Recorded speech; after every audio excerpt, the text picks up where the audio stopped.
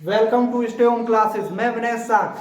आज मैं class 10th के चैप्टर नंबर फर्स्ट का वास्तविक संख्या से क्वेश्चन नंबर 8 को लेकर आया हूं।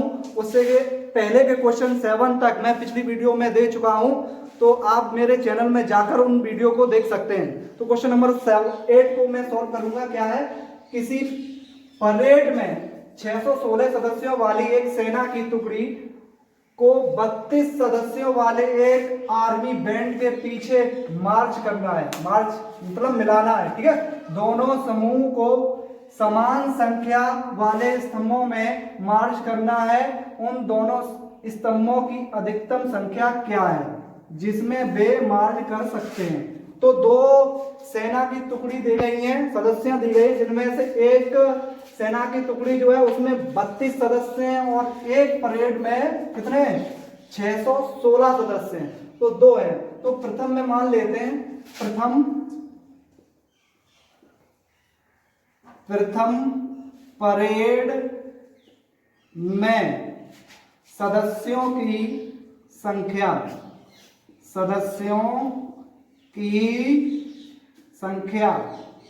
कितनी दे रखी है, पहले में 616, कितनी दे रखी 616, और दूसरे में कितनी दे रखी है 32।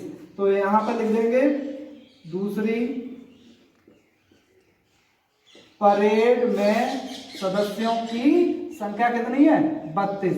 क्या कह रहा है सवाल, इन दोनों को अगर मिला दिया जाए तो स्तंभों की संख्या कितनी हो जाएगी, यही तो कहा गया। तो इन दोनों की हमें अधिकतम संख्या निकालनी है। तो मैं लिख दूंगा यहां पर स्तंभों की अधिकतम संख्या, स्तंभों की अधिकतम संख्या हमें निकालनी है, ठीक है। तो अधिकतम संख्या निकालेंगे, किस तरीके से निकालेंगे, मैं पढ़ चुका हूं एक फॉर्मूला A बराबर BQ प्लस R। तो यहां लिखेंगे यूक्लिड विभाजन प्रमेय का द्वारा A बराबर BQ प्लस R। तो A क्या होता है, भाज्य, जो सबसे बड़ा होता है। सबसे बड़ा क्या दे रखा है यहां पर 616 बराबर B क्या होता है भाजक, भाजक कितना है यहाँ पर 32 गुणा Q क्या होता है भागफल। तो भागफल कैसे निकालेंगे, इसका भाग देंगे हम, 32 का भाग देंगे 616 में, तो कितने बार जाएगा, एक बार 32 घटाएंगे तो 9 बचा, यहाँ 5 में से 3 गया 2, यहाँ हासिल लो, वो उतारा लो 6। अब ऐसा गुणा करिएगा कि 296 से ज्यादा ना हो, तो 9 का गुणा करवाएंगे, 9 तिया 27 होता है, यहाँ 29 है, ठीक है। 9 दूनी 18 हासिल 1, 9 तिया 27 और 1 28, घटाएंगे 16 में से 8 गया, 8 बचा, यहाँ से कैरी ले जाएंगे तो 8 ही 8 0 बचेगा, केवल क्या बचा 8। ये क्या आ गया शेषफल, क्या आ गया शेषफल। तो जब मैंने 32 का भाग 616 में दिया, भागफल कितना आया 19 आया, कितना क्यों भागफल आया 19, शेषफल कितना आया 8 आया, तो यहाँ 8 लिखा, ठीक है। अब यहाँ मैंने देखा कि शेषफल शून्य नहीं आया, r is not equal to 0। शेषफल जब शून्य नहीं आता है तो हम फर्स्ट स्टेप के बाद अब कौन सा स्टेप करेंगे, सेकेंड स्टेप। तो सेकेंड स्टेप में मैं क्या करूंगा, सेकेंड स्टेप, तो सबसे पहले जब सेकेंड स्टेप में करूंगा 616 को छिपा लेंगे, इसमें देखेंगे कि पहले जो भाजक था वो भाज्य बन जाता। भाजक क्या था हमारा 32, तो यहाँ क्या लिख लेंगे हम 32 बराबर, और जो शेषफल था वो आपका क्या बन जाएगा भाजक। तो शेषफल कितना आता 8। अब क्या करेंगे, क्या आता है शेषफल के बाद फॉर्मूले में भागफल। तो भागफल कहां से निकालेंगे, 8 का भाग किसमें देंगे 32 में, तो 8 का भाग देंगे 32 में, 8 चौकू कितने होते हैं 32, शेषफल कितना आया 0, भागफल कितना आया 4 प्लस शेषफल कितना आया 0 आ गया, ठीक है। तो आपका शेषफल आ गया 0, और जैसे ही रिमाइंडर शेषफल शून्य आता है और किससे भाग देने से आता है, वही आपका HCF हो जाता है। तो 8 का भाग देने से शेषफल शून्य आ रहा है, तो आपका HCF भी कितना हो जाएगा 8 हो जाएगा, ठीक है। तो हम लिखेंगे कि 616, 32 की अधिकतम संख्या के स्तंभों की, सॉरी, के स्तंभों की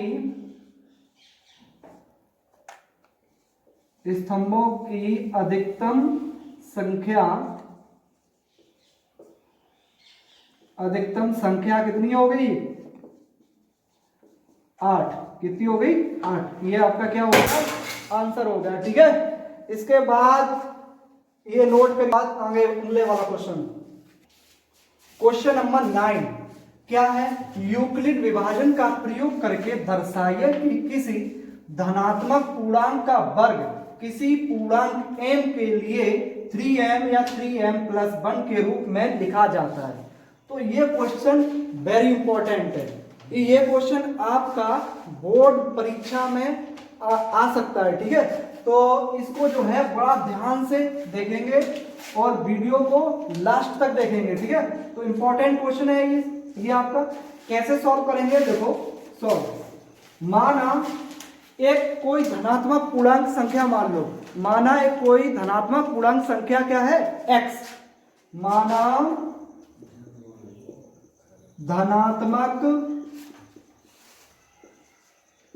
पूर्णांक संख्या क्या मान ली मैंने? x मान ली। क्या मान ली? x है। क्या है? x है। हमें क्या सिद्ध करना है? m के लिए सिद्ध करना है 3m या 3m+1 के रूप में लिखा जा सकता है। तो इसको मैं इस प्रकार से भी लिख सकता हूं।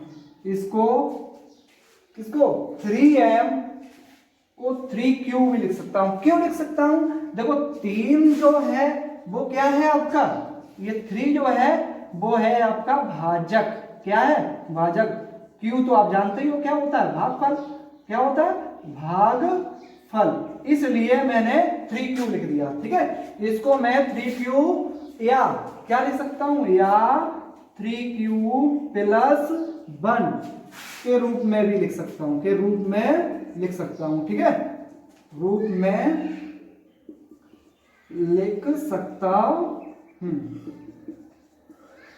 चलो, उसके बाद आगे देखिएगा, आगे क्या करेंगे? अब इसको देखो, यहां पर क्या लिखा हुआ है कि धनात्मक पूर्णांक का वर्ग, और धनात्मक पूर्णांक संख्या हमने क्या मानी? x।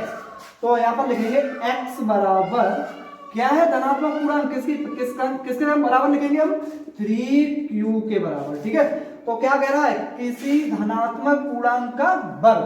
अब इसका क्या करेंगे? वर्ग करेंगे। लिखेंगे दोनों पक्षों का वर्ग करने पर, चलो वर्ग करते हैं। x का वर्ग करेंगे, क्या आएगा? x², और 3q का वर्ग करेंगे तो 3q पे पावर 2। ठीक है, आगे करेंगे x² बराबर, यहां क्या आ जाएगा? 3 का वर्ग कितना होता है? 9, और q का वर्ग होता है q²। हमें क्या सिद्ध करना है? हमें सिद्ध क्या करना है? यहां पर देखिएगा, सिद्ध करना है हमें, सिद्ध करना है। क्या सिद्ध करना है? क्या सिद्ध करना हमें? देखो 3m, 3m+1 सिद्ध करना। अब आप कहोगे कि यहां मैंने q लिख दिया, सॉरी यहां स्क्वायर है। क्या है? q²। आप कहोगे यहां हमें 3m सिद्ध करना और यहां q दे रखा, तो क्या करेंगे? देखिए x², इसको मैं तोड़ सकता हूं। क्या? 3 × 3 लिख सकता हूं, और 3 3 जा क्या होता है? 9। तो x² बराबर क्या लिख लेंगे हम? 3, और यहाँ इंटू में 3q²। ठीक है, अब हमें m ही तो लाना है, स्क्वायर है। क्या लाना? हमें m लाना है यहाँ पर। ठीक है, तो हम इतने को हम क्या मान लेंगे? m मान लेंगे। क्या लिखूंगा मैं यहाँ? m बराबर, यहाँ लिख लेना, जहां m बराबर 3q² हो गया। क्या हो गया? स्क्वायर। तो क्या आएगा आपका? x² 3, और इसके स्थान पर क्या लिख लेंगे? क्या माना मैंने? m। देखो सिद्ध हो गया, ये एक सिद्ध हो गया। अब आपको हमें क्या सिद्ध करना है? 3m+1। इसको नोट करिए, फिर इधर करवा रहा हूं। ठीक, अब आगे देखिएगा, आगे क्या है, मैं इसको सिद्ध कर चुका हूं, अब इसको सिद्ध करना। वो कैसे करूंगा, मैंने क्या पूर्णांक संख्या, धनात्मक पूर्णांक संख्या क्या माना, x माना, और इसके बराबर मैं क्या लिखूंगा, दूसरी संख्या क्या, 3q प्लस 1। अब देखिए प्रश्न में देखिए क्या लिखा हुआ, धनात्मक पूर्णांक का वर्ग, धनात्मक पूर्णांक यही है, इसका वर्ग करेंगे क्या, दोनों पक्षों का वर्ग करने पर, चलो वर्ग करते हैं, जब वर्ग करेंगे तो x स्क्वायर हो जाएगा बराबर, यहां क्या हो जाएगा, 3q प्लस 1 का होल वर्ग हो जाएगा। ठीक है, अब देखिएगा आगे x स्क्वायर बराबर, अब यहां देखो a प्लस b का होल स्क्वायर का रूप बन गया है, तो हम a इसको मान लेंगे और प्लस b इसको मान लेंगे, तो a प्लस b का होल स्क्वायर का फॉर्मूला जानते होंगे, क्या फॉर्मूला होता है, a square plus b square plus 2ab, क्या होता है, a square plus b square plus 2ab होता है। ठीक है, अब यहां पर देखिए a स्क्वायर, पहला स्टेप क्या होता है, a स्क्वायर, और a के स्थान पर क्या दे रखा है, 3q, तो 3q का वर्ग प्लस, फिर क्या होता है b स्क्वायर, b के स्थान पर क्या दे रखा, 1, तो 1 का वर्ग प्लस क्या रखा हुआ है, 2 इंटू a के स्थान पर देखो क्या है, 3q, फिर इंटू, फिर b के स्थान पर क्या है, 1। ठीक है, रखते हैं, आगे करेंगे एक्स स्क्वायर इज इक्वल, 3 का वर्ग करेंगे 9 और q का वर्ग करेंगे q स्क्वायर, प्लस 1 का वर्ग करेंगे 1 और प्लस 2 तिया 6 और q एकन q, कितना हो जाएगा, 6q। अब इसमें हमें क्या सिद्ध करना है, 3q plus sorry 3m plus 1 सिद्ध करना है। कैसे करेंगे, यहाँ पर देखिएगा क्या लिखूंगा मैं, एक्स स्क्वायर इज इक्वल, यहाँ पर देखो इस 9 को 3 गुणा 3 लिख सकता हूं, तो 3 गुणा 3q स्क्वायर लिख दिया मैंने, और प्लस में ये क्या है, यहाँ पर 6q आगे लिख लिया, इसको भी मैं 3 गुणा 2q लिख सकता हूं ना।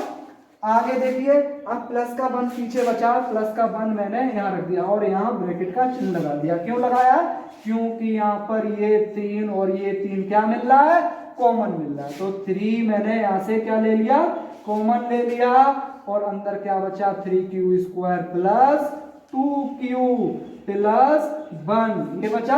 हमें क्या लाना है, यहाँ पर 3 तो देखो आ गया, केवल m की जरूरत है, प्लस 1 पीछे आ रहा है, तो m की जरूरत है कितने, इतने स्थान पर, ये देखो गुणाम है, इसको क्या मान लेंगे हम, m मान लेंगे। चलो मान लेते हैं, मैंने माना m बराबर 3q स्क्वायर प्लस 2q। ठीक है, तो ये हम किसमें, इसमें रख देंगे, तो आ जाएगा आपका एक्स स्क्वायर बराबर 3, और इसके स्थान पर क्या रखेंगे हम, m, तो 3m प्लस 1, ये आपका सिद्ध हो गया, प्रूव हो गया। चलो इसको नोट करिएगा।